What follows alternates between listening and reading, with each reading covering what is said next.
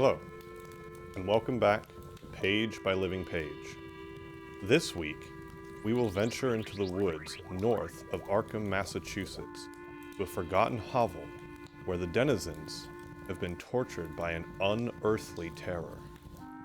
So, come along with me and experience the Dunwich horror for yourself.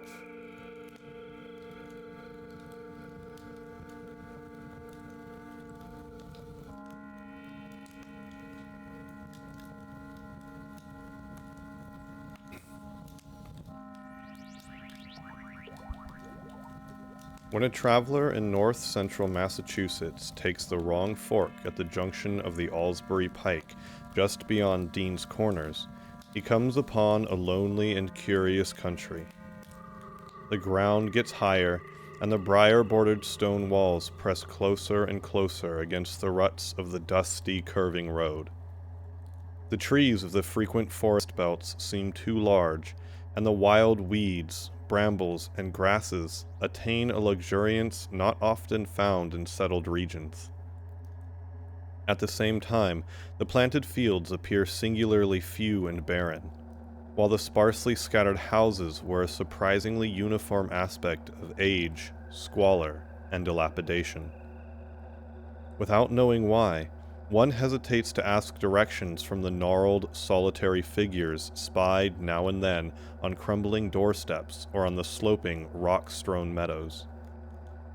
Those figures are so silent and furtive that one feels somehow confronted by forbidden things, with which it would be better to have nothing to do. When a rise in the road brings the mountains in view above the deep woods, the feeling of strange uneasiness is increased. The summits are too rounded and too symmetrical to give a sense of comfort and naturalness, and sometimes the sky silhouettes with a special clearness the queer circles of tall stone pillars with which most of them are crowned. Gorges and ravines of problematical depth intersect the way, and the crude wooden bridges always seem of dubious safety.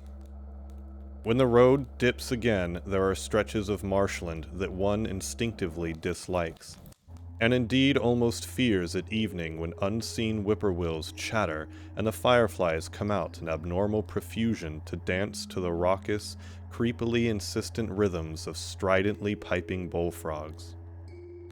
The thin, shining line of the Miskatonic's upper reaches has an oddly serpent-like suggestion as it winds close to the feet of the domed hills among which it rises. As the hills draw nearer, one heeds their wooded sides more than their stone-crowned tops.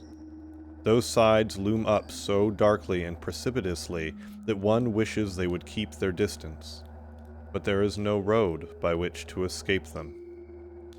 Across the covered bridge, one sees a small village huddled between the stream and the vertical slope of Round Mountain, and wonders at the cluster of rotting gambrel roofs bespeaking an earlier architectural period than that of the neighboring region. It is not reassuring to see, on a closer glance, that most of the houses are deserted and falling to ruin, and that the broken-steepled church now harbors the one slovenly mercantile establishment of the hamlet. One dreads to trust the tenebrous tunnel of the bridge, yet there is no way to avoid it. Once across, it is hard to prevent the impression of a faint, malign odor about the village street, as of the massed mold and decay of centuries. It is always a relief to get clear of the place, and to follow the narrow road around the base of the hills and across the level country beyond till it rejoins the Alsbury Pike. Afterward, one sometimes learns that one has been through Dunwich. Outsiders visit Dunwich as seldom as possible, and, since a certain sense of horror, all the signboards pointing towards it have been taken down. The scenery, judged by any ordinary aesthetic canon, is more than commonly beautiful, yet there is no influx of artists or summer tourists. 2 centuries ago, when talk of witch blood, Satan worship, and strange forest presences was not laughed at, it was the custom to give reasons for avoiding the locality.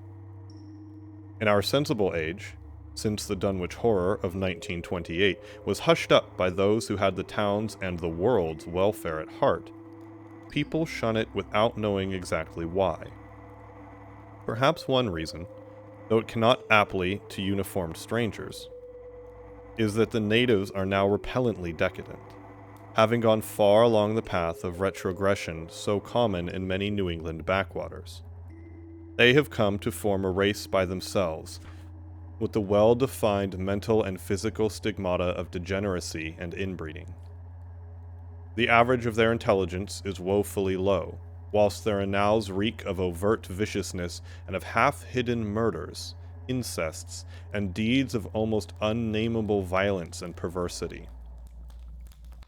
The old gentry, representing the 2 or 3 armigerous families which came from Salem in 1692, have kept somewhat above the general level of decay, though many branches are sunk into the sordid populace so deeply that only their names remain as a key to the origin they disgrace. Some of the Watellis and bishops still send their eldest sons to Harvard and Miskatonic, though those sons seldom return to the moldering gambrel roofs under which they and their ancestors were born.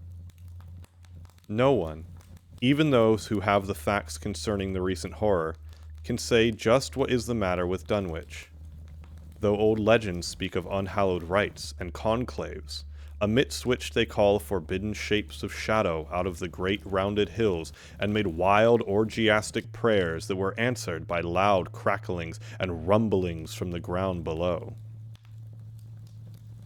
In 1747, the Reverend Abiham Hoadley, newly came to the Congregational Church at Dunwich Village, preached a memorable sermon to the close presence of Satan and his imps, in which he said, "It must be allowed that these blasphemies of an infernal train of demons are matters of too common knowledge to be denied.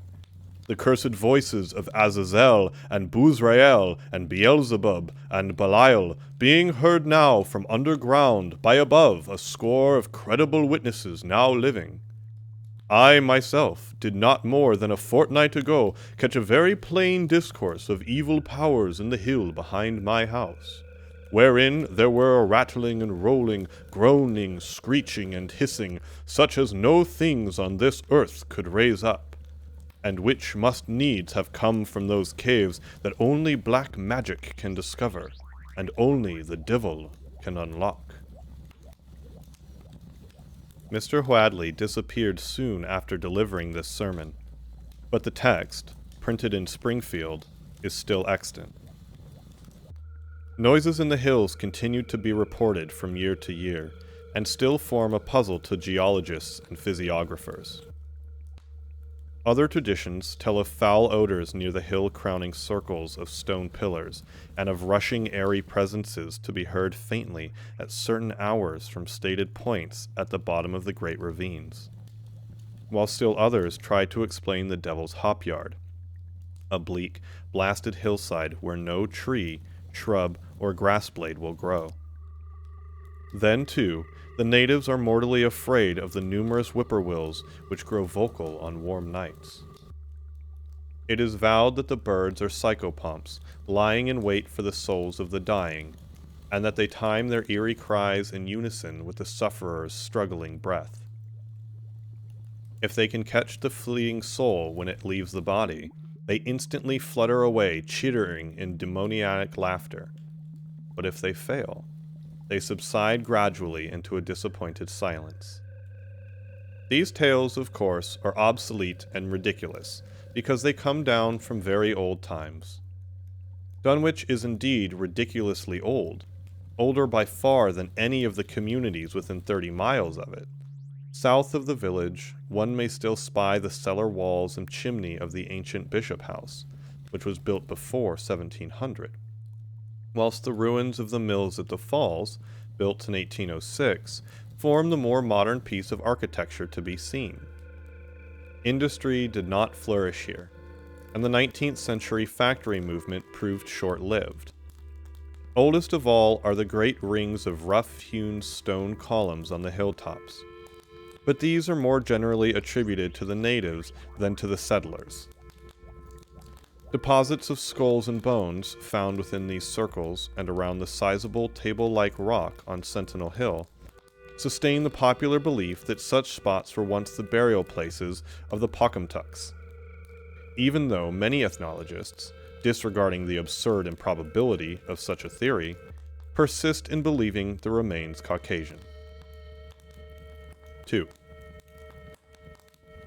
It was in the township of Dunwich, in a large and partly inhabited farmhouse set against a hillside 4 miles from the village and 1.5 miles from any other dwelling, that Wilbur Watelli was born at 5 a.m. on Sunday, the 2nd of February, 1913. This date was recalled because it was Candlemas, which people in Dunwich curiously observe under another name, and because the noises in the hills had sounded and all the dogs of the countryside had barked persistently throughout the night before. Less worthy of notice was the fact that the mother was one of the decadent Watellis, a somewhat deformed, unattractive albino woman of 35, living with an aged and half-insane father, about whom the most frightful tales of wizardry had been whispered in his youth. Lavinia Watelli had no known husband, but according to the custom of the region made no attempt to disavow the child, concerning the other side of whose ancestry the country folk might, and did, speculate as wildly as they chose. On the contrary, she seemed strangely proud of the dark, goatish-looking infant who formed such a contrast to her own sickly and pink-eyed albinism, and was heard to mutter many curious prophecies about its unusual powers and tremendous future. Lavinia was one who would be apt to mutter such things, for she was a lone creature given to wandering amidst thunderstorms in the hills, and trying to read the great odorous books which her father had inherited through 2 centuries of Watellis, and which were fast falling to pieces with age and wormholes. She had never been to school, but was filled with disjointed scraps of ancient lore that old Watelli had taught her. The remote farmhouse had always been feared because of old Watelli's reputation for black magic, and the unexplained death by violence of Mrs. Watelli when Lavinia was 12 years old had not helped to make the place popular. Isolated among strange influences, Lavinia was fond of wild and grandiose daydreams and singular occupations. Nor was her leisure much taken up by household cares in a home from which all standards of order and cleanliness had long since disappeared. There was a hideous screaming which echoed above even the hill noises and the dogs barking on the night Wilbur was born, but no known doctor or midwife presided at his coming. Neighbors knew nothing of him till a week afterward, when old Watelli drove his sleigh through the snow into Dunwich village and discoursed incoherently to the group of loungers at Osborne's general store.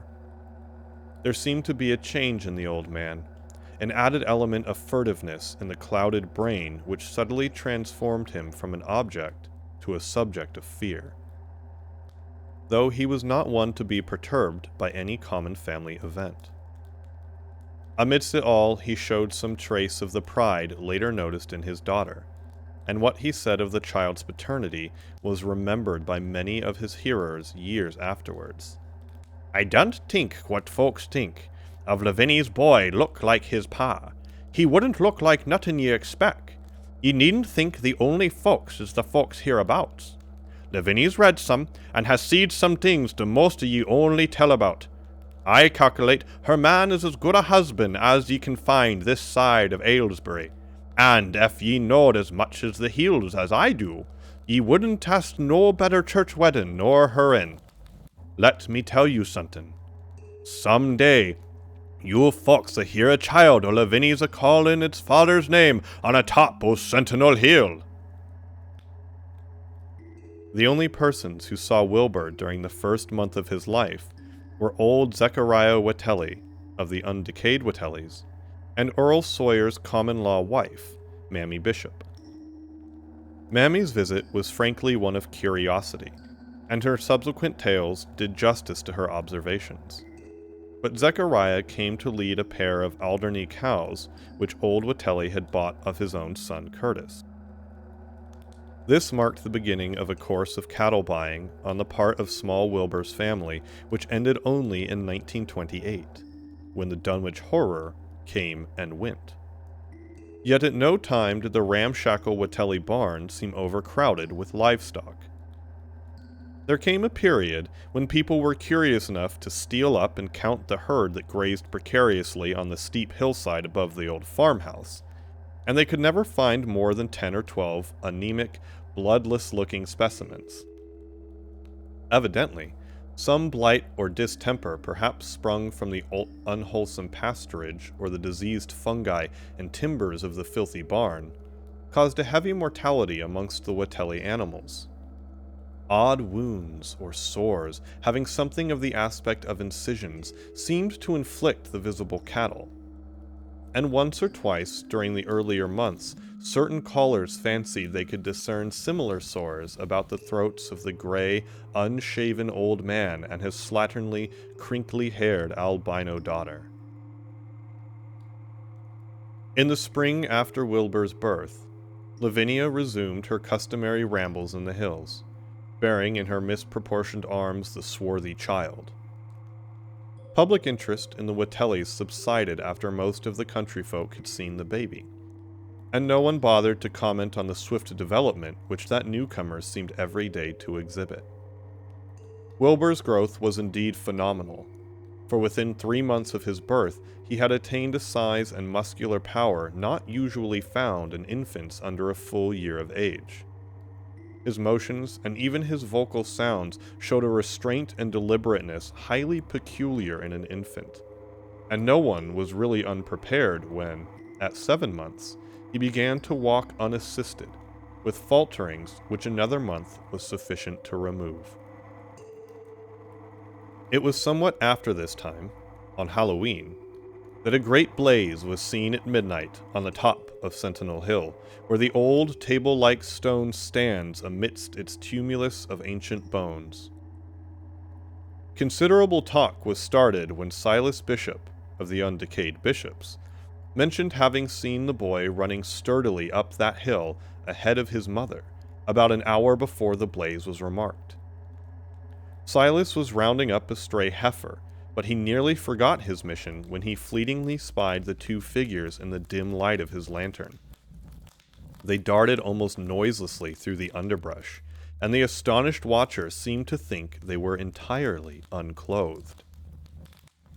Afterward, he could not be sure about the boy, who may have had some kind of a fringed belt and a pair of dark trunks or trousers on. Wilbur was never subsequently seen alive and conscious without complete and tightly buttoned attire. The disarrangement, or threatened disarrangement, of which always seemed to fill him with anger and alarm. His contrast with his squalid mother and grandfather in this respect was thought very notable until the horror of 1928 suggested the most valid of regions. The next January, gossips were mildly interested in the fact that Lavinia's brat had commenced to talk, and at the age of only 11 months. His speech was somewhat remarkable, both because of its difference from the ordinary accents of the region, and because it displayed a freedom from infantile lisping, of which many children of 3 or 4 might well be proud. The boy was not talkative, yet when he spoke, he seemed to reflect some elusive element wholly unpossessed by Dunwich and its denizens. The strangeness did not reside in what he said, or even in the simple idioms he used, but seemed vaguely linked with his intonation or with the internal organs that produced the spoken sounds. His facial aspect, too, was remarked for its maturity, for though he shared his mother's and grandfather's chinlessness, his firm and precociously shaped nose, united with the expression of his large, dark, almost Latin eyes, to give him an air of quasi-adulthood and well-nigh preternatural intelligence. He was, however, exceedingly ugly despite his appearance of brilliancy, there being something almost goatish or animalistic about his thick lips, large pored yellowish skin, coarse, crinkly hair, and oddly elongated ears. He was soon disliked even more decidedly than his mother and grandsire, and all conjectures about him were spiced with references to the bygone magic of old Watelli, and how the hills once shook when he shrieked the dreadful name of Yog Sothoth in the midst of a circle of stones with a great book open in his arms about him. Dogs abhorred the boy, and he was always obliged to take various defensive measures against their barking menace.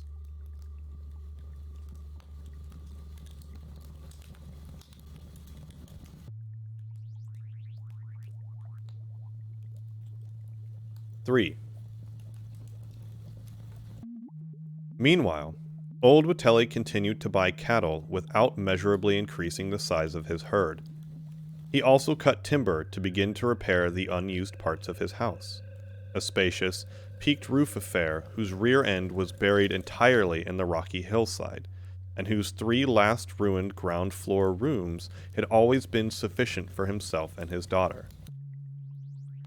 There must have been prodigious reserves of strength in the old man to enable him to accomplish so much hard labor, and though he still babbled dementedly at times, his carpentry seemed to show the efforts of sound calculation. It had already begun as soon as Wilbur was born, when one of the many tool sheds had been suddenly put in order, clapboarded, and fitted with a stout, fresh lock. Now, in restoring the abandoned upper story of the house, he was a no less thorough craftsman.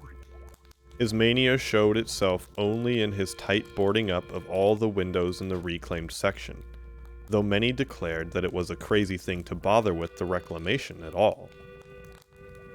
Less inexplicable was his fitting of another downstairs room for his new grandson, a room which several callers saw, though no one was ever admitted to the closely boarded up story. This chamber he lined with tall, firm shelving, along which he began gradually to arrange, in apparently careful order, all the rotting ancient books and parts of books which during his own day had been heaped promiscuously in odd corners of the various rooms. "I made some use of 'em," he would say as he tried to mend a torn black-letter page with paste prepared on the rusty kitchen stove, "but the boy's fittin' to make better use of 'em. He'd orter have 'em as well as he kin, for they're going to be all his learnin'."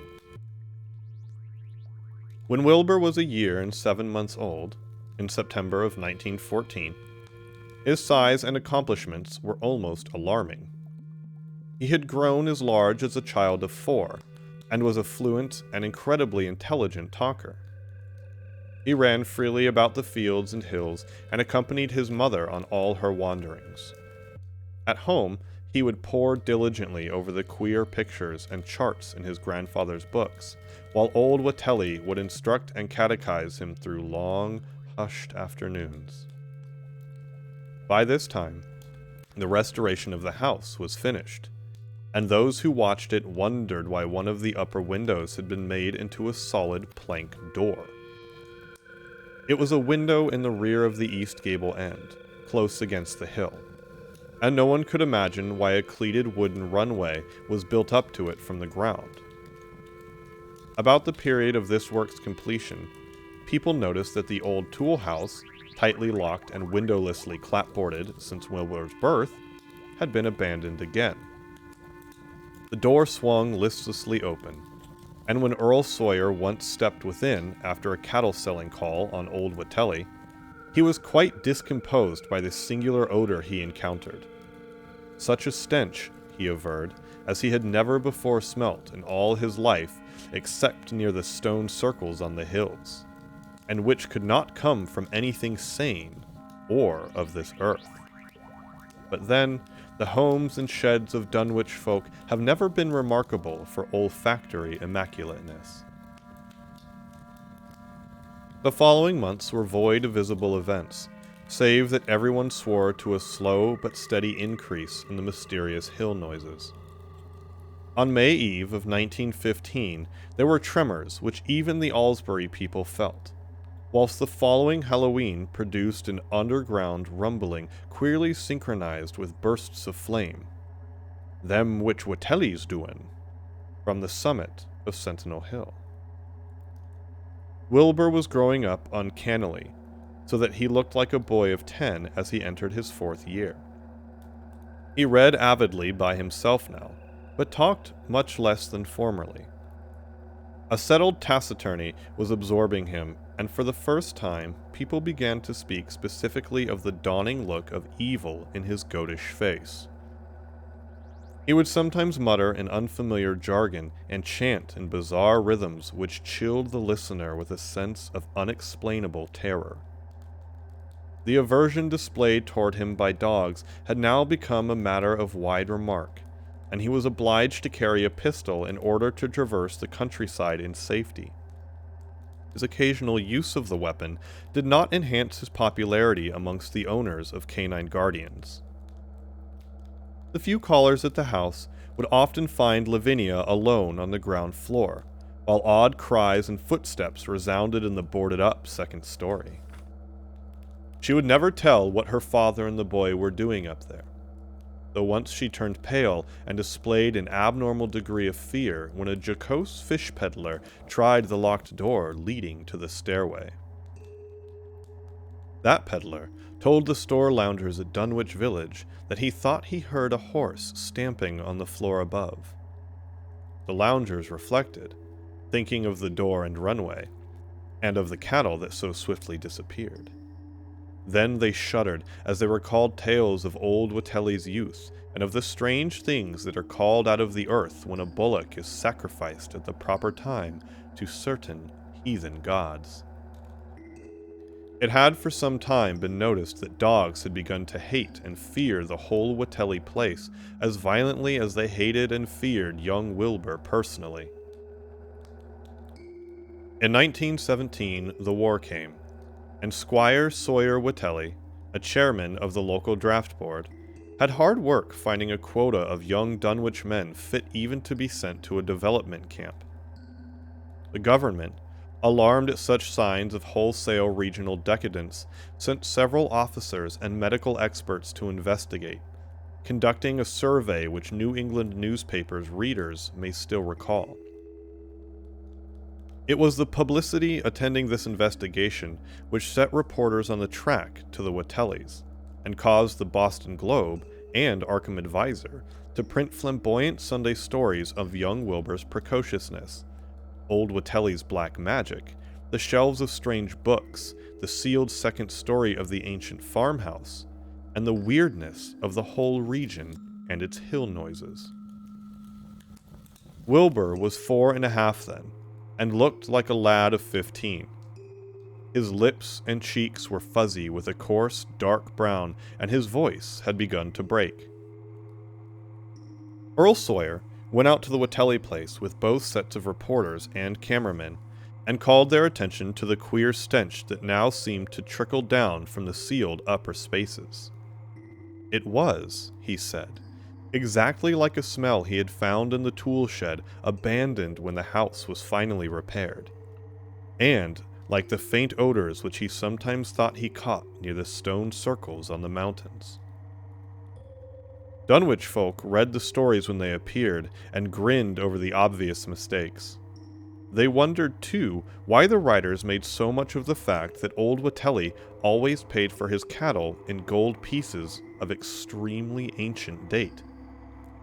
The Watellis had received their visitors with ill-concealed distaste, though they did not dare court further publicity by a violent resistance or refusal to talk.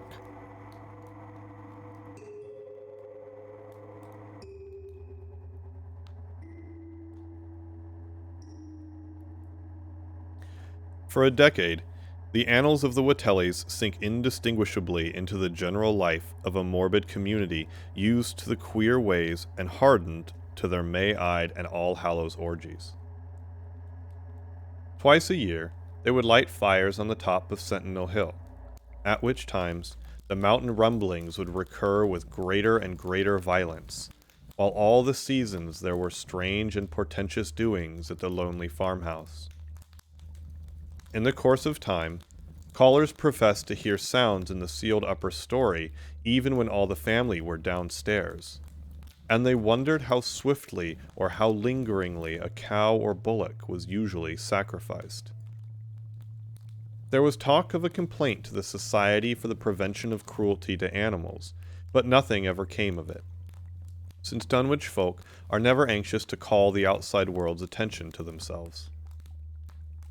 About 1923, when Wilbur was a boy of 10, whose mind, voice, stature, and bearded face gave all the impressions of maturity, a second great siege of carpentry went on at the old house. It was all inside the sealed upper part, and from bits of discarded lumber, people concluded that the youth and his grandfather had knocked out all the partitions and even removed the attic floor, leaving only one vast open void between the ground story and the peaked roof. They had torn down the great central chimney, too, and fitted the rusty range with a flimsy outside tin stove pipe. In the spring after this event, old Witelli noticed the growing number of whippoorwills that would come out of Cold Spring Glen to chirp under his window at night. He seemed to regard the circumstance as one of great significance, and told the loungers at Osborne's that he thought his time had almost come. "They just in tune with my breeding now," he said, "and I guess they're getting ready to catch my soul. They know it's a-goin' out, and ducked calculating to miss it. You'll know, boys, arter I'm gone, whether they get me or not. If they do, they'll keep up a-singing and laughing till daybreak. If they don't, they'll kinder quiet down like. I expect them and the souls they hunts to have some pretty tough tussles sometimes." On Lammas night, 1924, Dr. Houghton of Aylesbury was hastily summoned by Wilbur Witelli, who had lashed his one remaining horse through the darkness and telephoned from Osborne's in the village. He found old Witelli in a very grave state, with a cardiac action and stertorous breathing that told of an end not far off. The shapeless albino daughter and oddly bearded grandson stood by the bedside, whilst from the vacant abyss overhead there came a disquieting suggestion of rhythmical surging or lapping, as of the waves on some level beach. The doctor, though, was chiefly disturbed by the chattering night birds outside, a seemingly limitless legion of whippoorwills that cried their endless message in repetitions timed diabolically to the wheezing gasps of the dying man.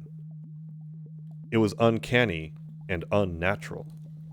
Too much, thought Dr. Houghton, like the whole of the region he had entered so reluctantly in response to the urgent call. Toward 1 o'clock, old Witelli gained consciousness and interrupted his wheezing to choke out a few words to his grandson. "More space, Willie. More space, son. You grows, and that grows faster. It'll be ready to sarve you soon, boy. Open up the gates to Yog Sothoth with the long chant that you'll find on page 751 of the complete edition, and then put a match to the prison. Fire from earth can't burn it nohow." He was obviously quite mad. After a pause, during which the flock of whippoorwills outside adjusted their cries to the altered tempo while some indications of the strange hill noises came from afar off, he added another sentence or two. "Feed it regular, Willie. Mind the quantity, but don't let it grow too fast for the place. For if it bursts quarters or gets out afore ye opens to Yog Sothoth, it's all over, no use. Only them from beyond can't make it multiply and work. Only them, the old uns, is wants to come back." But speech gave place to gasps again, and Lavinia screamed at the way the whippoorwills followed the change. It was the same for more than an hour when the final throaty rattle came. Dr. Houghton drew sunken lids over the glazing gray eyes as the tumult of birds faded imperceptibly to silence. Lavinia sobbed, but Wilbur only chuckled while the hill's noises rumbled faintly. "They didn't get him," he mumbled in his heavy bass voice. Wilbur was, by this time, a scholar of really tremendous erudition in his one-sided way, and was quietly known by correspondence to many librarians in distant places where rare and forbidden books of old days are kept. He was more and more hated and dreaded around Dunwich because of certain youthful disappearances which suspicion laid vaguely at his door, but was always able to silence inquiry through fear, or through use of that fund of old-time gold which still, as in his grandfather's time, went forth regularly and increasingly for cattle buying. He was now tremendously mature of aspect, and his height, having reached the normal adult limit, seemed inclined to wax beyond that figure. In 1925, when a scholarly correspondent from Miskatonic University called upon him one day and departed puzzled and pale, he was fully 6 3/4 feet tall. Through all the years, Wilbur had treated his half-deformed albino mother with a growing contempt, finally forbidding her to go to the hills with him on May Eve and Hallowmass. And in 1926, the poor creature complained to Mamie Bishop of being afraid of him. "There's more about him, and I knows than I can tell, Mamie," she said. "And nowadays, there's more than I know myself. I have vowed afore God, I don't know what he wants, nor what he's a-trying to do." That Halloween, the hill noises sounded louder than ever, and fire burned on Sentinel Hill as usual. But people paid more attention to the rhythmical screaming of vast flocks of unnaturally belated whippoorwills, which seemed to be assembled near the unlighted Watelli farmhouse. After midnight, their shrill notes burst into a kind of pandemoniac cachinnation which filled all the countryside, and not until dawn did they finally quiet down. Then they vanished, hurrying southward where they were fully a month overdue. What this meant, no one could quite be certain till later. None of the country folk seemed to have died, but poor Lavinia Watelli, the twisted albino, was never seen again. In the summer of 1927, Wilbur repaired 2 sheds in the farmyard and began moving his books and effects out to them. Soon afterward, Earl Sawyer told the lodgers at Osborne's that more carpentry was going on in the Watelli farmhouse. Wilbur was closing all the doors and windows on the ground floor, and seemed to be taking out partitions as he and his grandfather had done upstairs 4 years before. He was living in one of the sheds, and Sawyer thought he seemed unusually worried and tremulous. People generally suspected him of knowing something about his mother's disappearance, and very few ever approached his neighborhood now. His height had increased to more than 7 feet, and showed no signs of ceasing its development. The following winter brought an event no less strange than Wilbur's first trip outside the Dunwich region. Correspondence with the Widener Library at Harvard, the Bibliothèque Nationale in Paris, the British Museum, the University of Buenos Aires, and the Library of Miskatonic University of Arkham had failed to get him the loan of a book he desperately wanted. So at length he set out in person, shabby, dirty, bearded, and uncouth of dialect, to consult the copy at Miskatonic, which was the nearest to him geographically.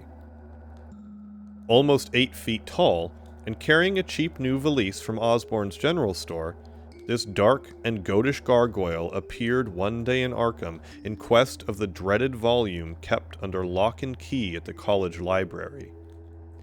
The hideous Necronomicon of the mad Arab Abdul al-Hazred, in Olaus Wormius's Latin version, as printed in Spain in the 17th century. He had never seen a city before, but had no thought to save to find his way to the university grounds, where, indeed, he passed heedlessly by the great white-fanged watchdog that barked with unnatural fury and enmity and tugged frantically at its stout chain.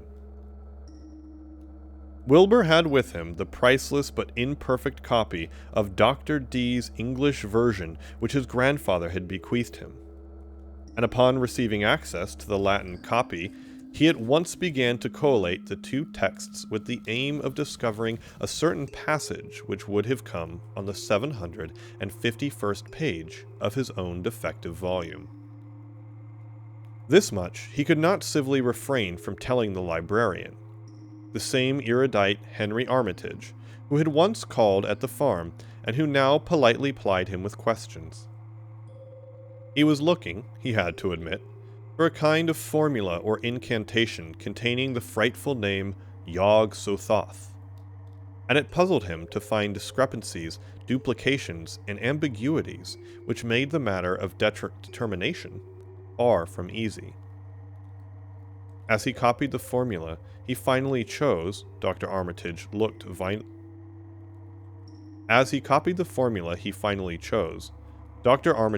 involuntarily over his shoulder at the open pages, the left-hand one of which, in the Latin version, contained such monstrous threats to peace and sanity of the world.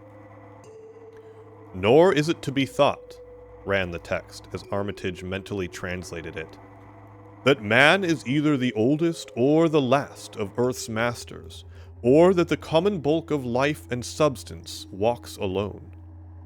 The old ones were, the old ones are, and the old ones shall be. Not in the spaces we know, but between them.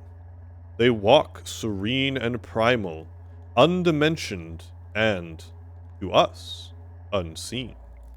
Yog-Sothoth knows the gate. Yog-Sothoth is the gate. Yog-Sothoth is the key and guardian of the gate. Past, present, future, all are one in Yog-Sothoth. He knows where the old ones broke through of old, and where they shall break through again. He knows where they have trod earth's fields, and where they still tread them, and why no one can behold them as they tread. By their smell can men sometimes know them near, but of their semblance no man can know, saving only in the features of those they have begotten on mankind. And of those there are many sorts, differing in likeness from the man's truest eidolon to that shape without sight or substance, which is them. They walk unseen and foul in lonely places where the words have been spoken and the rites howled through at their seasons. The wind gibbers with their voices, and the earth mutters with their consciousness. They bend the forest and crush the city, yet may not forest or city behold the hand that smites. Kadath in the cold waste hath known them, and what man knows of Kadath?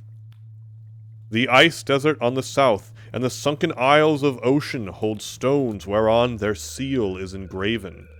But who hath seen the deep frozen city, or the sealed tower long gnarled and seaweed with barnacles?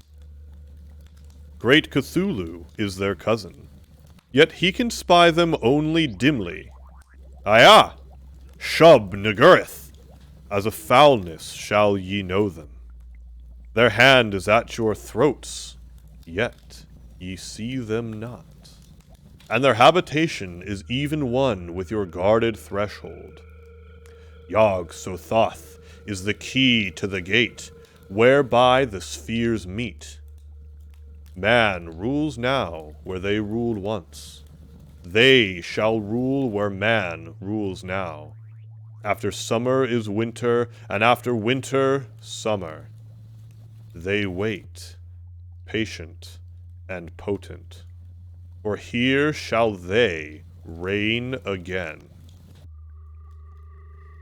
Dr. Armitage, associating what he was reading with what he had heard of Dunwich and its brooding presences, and of Wilbur Watelli and his dim, hideous aura that stretched from a dubious birth to a cloud of probable matricide, felt a wave of fright as tangible as a draught of the tomb's cold clamminess. The bent, goatish giant before him seemed like the spawn of another planet or dimension, like something only partly of mankind and linked to black gulfs of essence and entity that stretched like titan phantasms beyond all spheres of force and matter, space and time. Presently, Wilbur raised his head and began speaking in that strange, resonant fashion which hinted at sound-producing organs unlike the run of mankind's. "Mr. Armitage," he said, "I calculate I've got to take that book home. There's things in it I've got to try under certain conditions that I can't get here, and it'd be an immortal sin to let a red tape rule hold me up. Let me take it, sir, and I'll swar there won't nobody know the difference. I don't need to tell ye, take good care of it. I'll want meat that put this copy in the shape it is." He stopped as he saw firm denial on the librarian's face, and his own goatish features grew crafty. Armitage, half ready to tell him he might take a copy of what parts he needed, thought suddenly of the possible consequences, and checked himself. There was too much responsibility in giving such being the key to such blasphemous outer spheres. Watelli saw how things stood, and tried to answer lightly. "Well, all right, if ye feel that way about it. Maybe Harvard won't be so fussy as you be." And without saying more, he rose and strode out of the building, stooping at each doorway.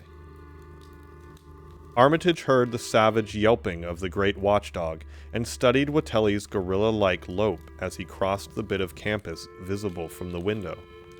He thought of the wild tales he had heard and recalled the old Sunday stories in the Advisor. These things, and the lore he had picked up from Dunwich rustics and villagers during his one visit there. Unseen things not of Earth, or at least not of tri-dimensional Earth, rushed fetid and horrible through New England's glens, and brooded obscenely on the mountain tops. Of this he had long felt certain. Now he seemed to sense the close presence of some terrible part of the intruding horror, and to glimpse a hellish advance in the black dominion of the ancient and once passive nightmare. He locked away the Necronomicon with a shudder of disgust, but the room still reeked with an unholy and unidentifiable stench. "As a foulness shall ye know them," he quoted. Yes, the odor was the same as that which had sickened him at the Watelli farmhouse less than 3 years before. He thought of Wilbur, goatish and ominous, once again, and laughed mockingly at the village rumors of his parentage. "Inbreeding," Armitage muttered half aloud to himself. "Great God! What simpletons! Show them that Arthur Macken's great godpan, and they'll think it a common Dunwich scandal. But what thing, what cursed, shapeless influence on or off this three-dimensioned earth was Wilbur Watelli's father? Born on Candlemas, 9 months after May Eve of 1912. When the talk about the queer earth noises reached clear to Arkham. What walked on the mountain that May night? What rude horror fastened itself on the world in half-human flesh and blood?" During the ensuing weeks, Dr. Armitage set about to collect all possible data on Wilbur Watelli and the formless presences around Dunwich. He got in communication with Dr. Houghton of Aylesbury, who had attended old Watelli in his last illness, and found much to ponder over in the grandfather's last words as quoted by the physician. A visit to Dunwich village failed to bring out much that was new, but a close survey of the Necronomicon, in those parts which Wilbur had sought so avidly, seemed to supply new and terrible clues to the nature, methods, and desires of this strange evil so vaguely threatening this planet. Talks with several students of archaic lore in Boston, and letters to many others elsewhere, gave him a growing amazement which passed slowly through varied degrees of alarm to a state of really acute spiritual fear. As the summer drew on, he felt dimly that something ought to be done about the lurking terrors of the upper Miskatonic Valley, and about the monster's being known to the human world as Wilbur Watelli. The Dunwich horror itself came between Lammas and the equinox in 1928, and Dr. Armitage was among those who witnessed its monstrous prologue. He had heard, meanwhile, of Watelli's grotesque trip to Cambridge, and of his frantic efforts to borrow or copy from the Necronomicon at the Widener Library. Those efforts had been in vain, since Armitage had issued warnings of the keenest intensity to all librarians having charge of the dreaded volume. Wilbur had been shockingly nervous at Cambridge, anxious for the book, yet almost equally anxious to get home again, as if he feared the results of being away too long. Early in August, the half-expected outcome developed, and in the small hours of the 3D, Dr. Armitage was awakened suddenly by the wild, fierce cries of the savage watchdog on the college campus. Deep and terrible, the snarling, half-mad growls and barks continued, always in mounting volume, but with hideously significant pauses. Then there rang out a scream from a wholly different throat, such a scream as roused half the sleepers of Arkham and haunted their dreams ever afterward. Such a scream as could have come from no being born of earth, or wholly of earth. Armitage, hastening into some clothing and rushing across the street and lawn to the college buildings, saw that others were ahead of him, and heard the echoes of a burglar alarm still shrilling from the library. An open window showed black and gaping in the moonlight. What had come had indeed completed its entrance, for the barking and the screaming, now fast fading into a mixed low growling and moaning, proceeded unmistakably from within. Some instinct warned Armitage that what was taking place was not a thing for unfortified eyes to see, so he brushed back the crowd with authority as he unlocked the vestibule door. Among the others, he saw Professor Warren Rice and Dr. Francis Morgan, men to whom he had told some of his conjectures and misgivings, and these two he motioned to accompany him inside. The inward sounds, except for a watchful, droning whine from the dog, had by this time quite subsided, but Armitage now perceived with a sudden start that a loud chorus of whippoorwills among the shrubbery had commenced a damnably rhythmic piping, as if in unison with the last breaths of a dying man. The building was full of a frightful stench which Dr. Armitage knew too well, and the three men rushed across the hall to the small genealogical reading room whence the low whining came. For a second, nobody dared to turn on the light. Then, Armitage summoned up his courage and snapped the switch. One of the three, it is not certain which, shrieked aloud at what sprawled before them among the disordered tables and overturned chairs. Professor Rice declares that he wholly lost consciousness for an instant, though he did not stumble or fall. The thing that lay half-bent on its side in a fetid pool of greenish-yellow ichor and tarry stickiness was almost 9 feet tall, and the dog had torn off all the clothing and some of the skin. It was not quite dead, but twitched silently and spasmodically while its chest heaved in monstrous unison with the mad piping of the expectant whippoorwills outside. Bits of shoe leather and fragments of apparel were scattered about the room, and just inside the window an empty canvas sack lay where it had been evidently thrown. Near the central desk a revolver had fallen, a dented but undischarged cartridge later explaining why it had not been fired. The thing itself, however, crowded out all other images at the time. It would be trite and not wholly accurate to say that no human pen could describe it.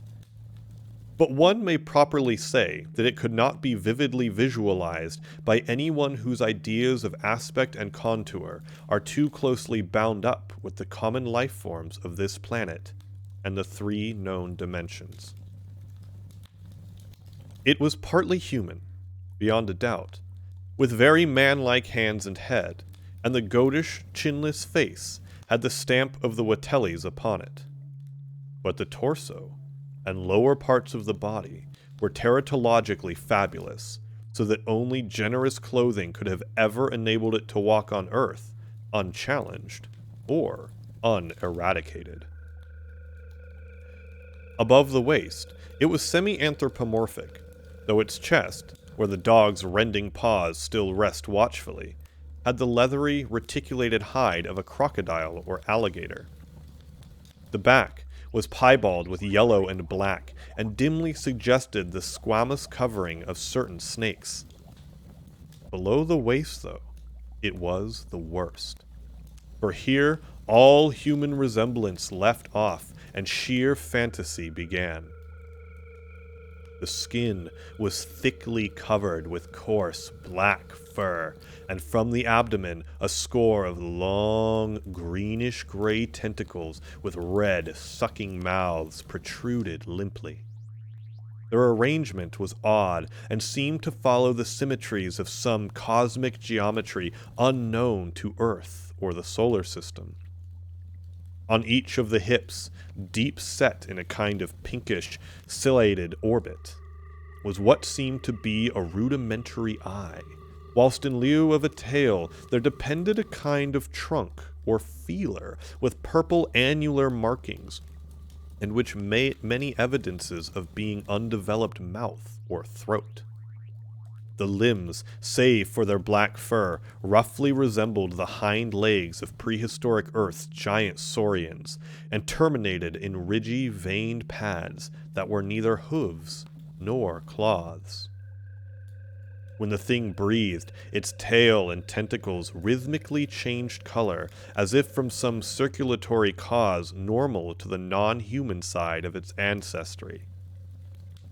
In the tentacles, this was observable as a deepening of the greenish tinge, whilst in the tail it was manifest as a yellowish appearance which alternated with a sickly grayish-white in the spaces between the purple rings. Of genuine blood, there was none.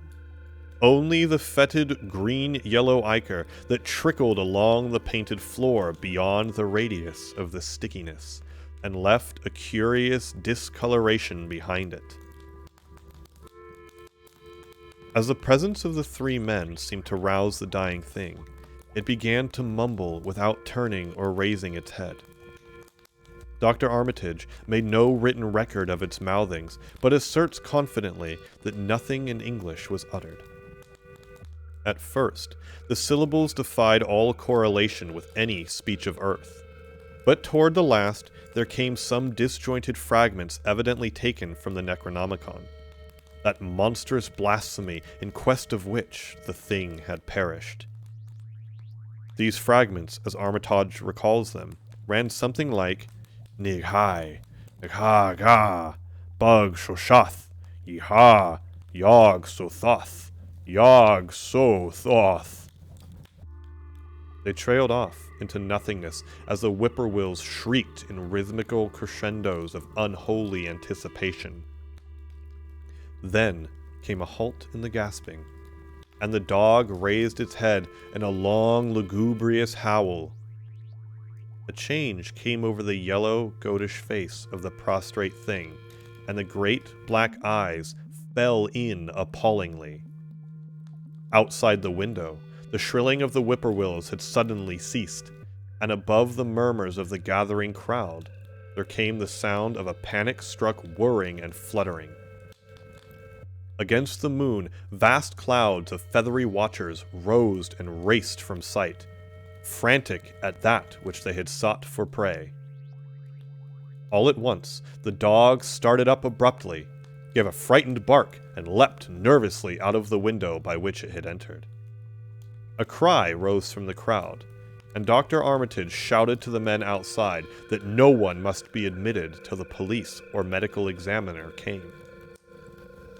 He was thankful that the windows were just too high to permit peering in, and drew the dark curtains carefully down over each one. By this time, 2 policemen had arrived, and Dr. Morgan, meeting them in the vestibule, was urging them for their own sakes to postpone entrance to the stench-filled reading room till the examiner came and the prostrate thing could be covered up. Meanwhile, frightful changes were taking place on the floor.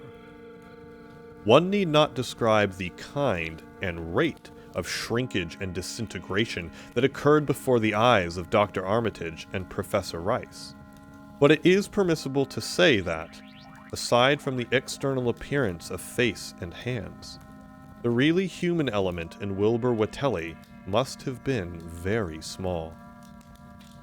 When the medical examiner came, there was only a sickly, sticky, whitish mass on the painted boards, and the monstrous odor had nearly disappeared. Apparently, Watelli had no skull or bony skeleton, at least, in any true or stable sense. He had taken somewhat after his unknown father. Yet all this was only the prologue of the actual Dunwich horror.